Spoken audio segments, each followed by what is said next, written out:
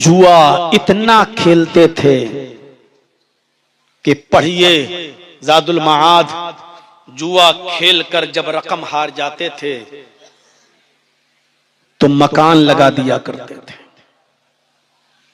और मकान भी जब जुए में हार जाते थे तो अपनी बीवी जुए में लगा दिया करते थे, लेकिन कहते थे अभी भी हमारी हार नहीं हुई है, अभी भी हमारे पास बहुत कुछ है लगाने को।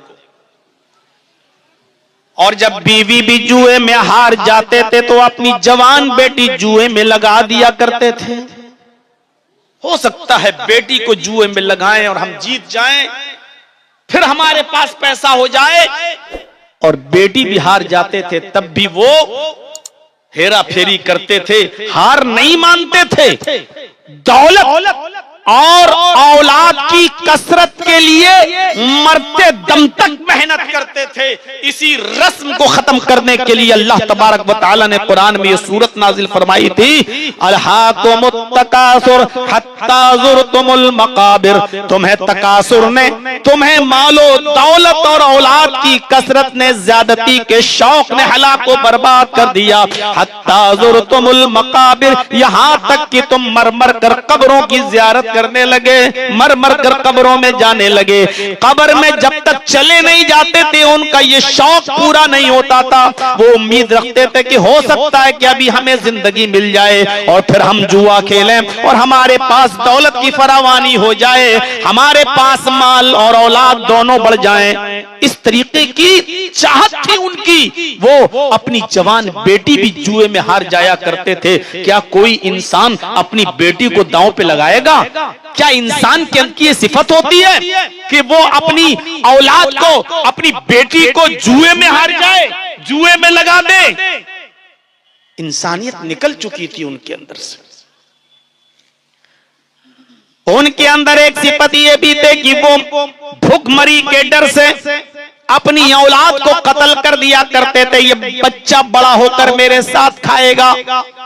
कुरान ने उनकी सिफत को यूं बयान किया, यक़्तुलूना अब्नाअहुम, वो अपनी औलादों को कत्ल कर दिया करते थे। जुए में बहुत आगे बढ़ चुके थे। इदम जनाब श्रुतो नराशंसिस्तश्विष्यते षष्टिम सहस्त्रनवितम चकौरम मरुष्मेधुदत्महे। इदम अरबी जबान में जैसे या बोला जाता है, या हरफे निदा, संस्कृत में इदम हरफे निदा है।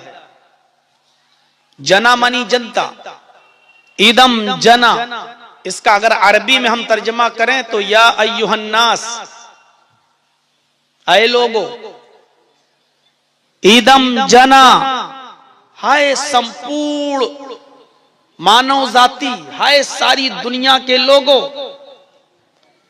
उपश्रुत, गौर से सुनो, नराशंस, नर के माना आदमी, व्यक्ति, आशंस जिसकी बहुत प्रशंसा की जाए, यानी ऐसा शख्स जिसकी बहुत तारीफ की जाए। अरबी में इसका तर्जुमा होगा मोहम्मद, जिसकी बहुत तारीफ की गई हो। नराशंस आएंगे यानी मोहम्मद आएंगे। नर व्यक्ति, मनुष्य, इंसान, आशंस जिसकी बहुत प्रशंसा की गई हो, यानी ऐसा इंसान जिसकी बहुत तारीफ की गई हो। और मोहम्मद का भी यही अर्थ होता है, ऐसा इंसान, ऐसा व्यक्ति, ऐसा सज्जन जिसकी बहुत तारीफ की गई हो। मोहम्मद इसमें मफूल है, बाबे तफईल से आता है। हम्मदा युहम्मिदु, तहमीद के माना होते हैं तारीफ करना। मोहम्मद ऑब्जेक्टिव है, सिफत ये मफूल है जिसका माना होगा जिसकी बहुत तारीफ की गई हो, यानी नराशंस का तर्जमा मोहम्मद। आए लोगों गौर से सुनो, नराशंस आएंगे यानी मोहम्मद आएंगे। उनकी तारीफ कहां होगी? इस तश्विष्यते, पूरे विश्व में उनका नाम लिया जाएगा। किसी एक गांव में नहीं, किसी एक मोहल्ले में नहीं, किसी एक बस्ती में नहीं, किसी एक समाज में नहीं, इस तश्विष्यते पूरे विश्व के अंदर उनका नाम लिया जाएगा। आज रामचंद्र जी को सिर्फ हिंदुस्तान और श्रीलंका और नेपाल के अलावा मुझे बता दो कि पूरे विश्व के किस खित्ते में रामचंद्र जी का नाम लिया जाता है? और लोगों का नाम भी बता दो। गौतम बुद्ध का कितना नाम लिया जा रहा है? मोसेस का, मूसा का, जीसस का कितना नाम लिया जा रहा है? पूरे विश्व में सबसे ज्यादा, पूरी दुनिया में सबसे ज्यादा, मखलूकात के अंदर, इंसानियत में सबसे ज्यादा अगर किसी का नाम लिया जाता है तो वो हस्ती है मोहम्मदुर रसूलुल्लाह सल्लल्लाहु अलैहि वसल्लम की। अजान के बाद से जोड़ लीजिए आप। सुबह जब आप उठेंगे,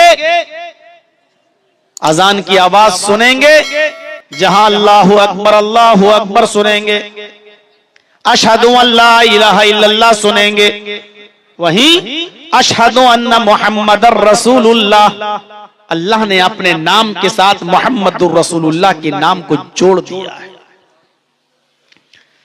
अगर ला इलाहा इल्लल्लाह पे अजान खत्म हो जाएगी तो अजान के बाद की दुआ में नाम लेना पड़ेगा मुहम्मदुर रसूलुल्लाह का। अल्लाहुम्मा रब्ब हाज़िहि दावति ताम्मा व सलातिल काइमा आती मुहम्मदनिल वसीला वल फजीला, आती मुहम्मदनिल वसीला, मुहम्मदुर रसूलुल्लाह का नाम लेना पड़ेगा। अगर वुजू बनाते वक्त बिस्मिल्लाह पढ़ोगे तो वुजू के बाद की दुआ में मुहम्मदुर रसूलुल्लाह का नाम लेना पड़ेगा। अशहदु अल्ला इलाहा इल्लल्लाह व अशहदु अन्ना मुहम्मदन अब्दुहु व रसूलुहु, आपको मुहम्मदुर रसूलुल्लाह का नाम लेना पड़ेगा।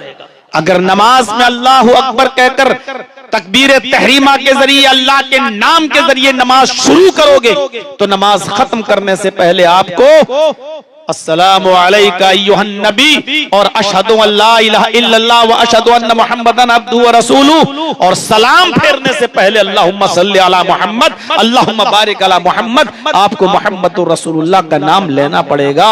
तखय्युल की शाहराह पर थोड़ी देर के लिए सवार होकर सोचिए कि मुहम्मदुर रसूलुल्लाह का नाम पूरे विश्व में, पूरी दुनिया में कितना लिया जा रहा है। नराशंस मोहम्मद सल्लल्लाहु अलैहि वसल्लम ही हैं। और ओस्ट्रा यस्य परवाहिड़ो बधुबंतो द्युदशा, ओस्ट्रा मानी ऊंट, उनकी प्यारी सवारी ऊंटनी होगी।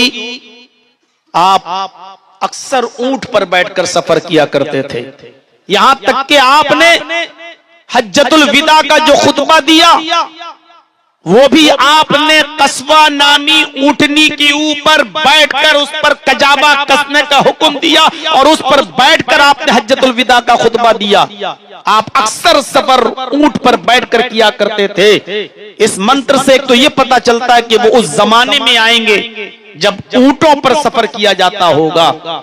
उसकी प्यारी सवारी ऊंटनी होगी। उस्त्रा यस्य परवाहिड़ो, बधू, बधू कहते हैं बहु बीवी को, द्यू 2 और दशा 10, बधू मन तो द्यू दशा, जिसकी 2 और 10 बीवियां होंगी। 2 और 10 कितनी हो गई? 2 और 10 प्लस यानी 12, जिसकी 12 बीवियां होंगी। मुहम्मदुर रसूलुल्लाह सल्लल्लाहु अलैहि वसल्लम की 11 तो बीवियों के नाम हदीस की किताबों में मिलते हैं, और एक वो मारिया किप्तिया जिसके बतन से भी अल्लाह के नबी सल्लल्लाहु अलैहि वसल्लम का एक बेटा पैदा हुआ, जिसका नाम आपने इब्राहिम रखा था। मुकौकिस के बादशाह ने 2 लड़कियां, 2 बांदियां तोहफे में भेजी थी।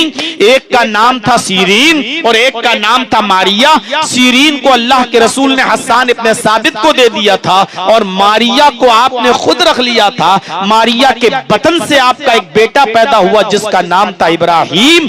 मारिया को भी जोड़ लिया जाए तो ऐसे 12 बीवियों की तादाद सिर्फ मुहम्मदुर रसूलुल्लाह की दिखाई देती है। यानी 12 बीवियों वाला अंतिम ऋषि, आखिरी पैगंबर होगा जो आपकी किताबों में लिखा गया है। और फिर उसमें यह कहा गया कि वो जमाने में आएंगे जब सारी अवाम और सारी जनता जब जानवरों की तरह हो जाएगी।